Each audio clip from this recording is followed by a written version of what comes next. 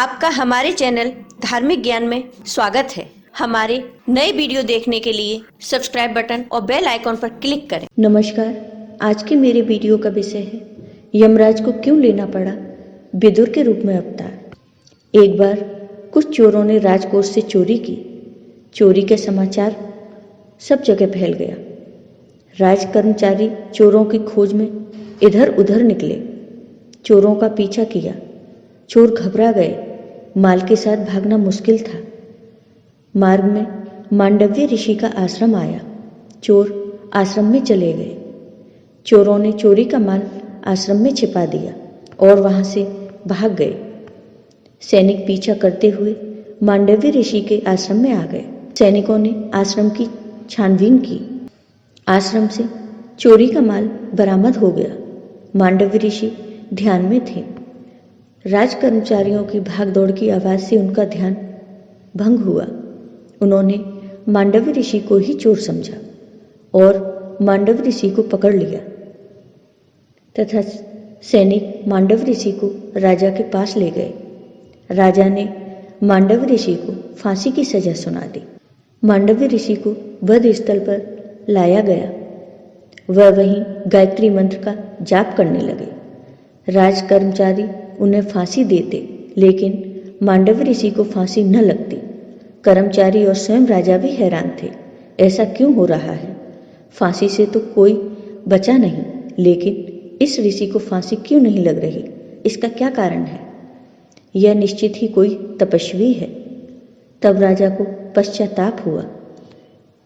राजा ने ऋषि से क्षमा मांगी। तब ऋषि ने कहा, राजन, मैं तुम्हें तो क्षमा कर दूंगा, लेकिन यमराज को क्षमा नहीं करूंगा। मैं यमराज से पूछूंगा कि मुझे मृत्युदंड क्यों दिया गया, जब मैंने कोई पाप ही नहीं किया था। मैं न्यायाधीश यमराज को दंड दूंगा। अपने तपोबल से मांडव्य ऋषि यमराज की सभा में गए। यमराज से पूछा, यमराज, जब मैंने कोई पाप नहीं किया था तो मुझे मृत्युदंड क्यों दिया गया? मेरे किस पाप का दंड आपने दिया? ऋषि के पूछने पर यमराज भी हिल गए। यमराज ऋषि से डरे नहीं, ऋषि की तप साधना से डरे।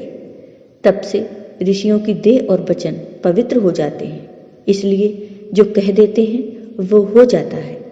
तप ही व्यक्ति को पवित्र करता है। भक्ति ही आदमी को पवित्र करती है। ऋषि का प्रश्न सुन यमराज कांप गए। कहा, ऋषिवर, जब आप 3 वर्ष के थे तो आपने एक तितली को कांटा चुभोया था। उसी पाप के कारण ही आपको यह दंड मिला। जाने अनजाने में जो भी पाप किया जाए उसका दंड भी भुगतना ही पड़ता है। परमात्मा को पुण्य तो अर्पण किए जा सकते हैं, पाप नहीं। तब मांडव्य ऋषि ने कहा, शास्त्र के अनुसार यदि अज्ञानवश कोई मनुष्य पाप करता है तो उसका दंड उसे स्वप्न में दिया जाना चाहिए, लेकिन आपने शास्त्र के विरुद्ध निर्णय किया।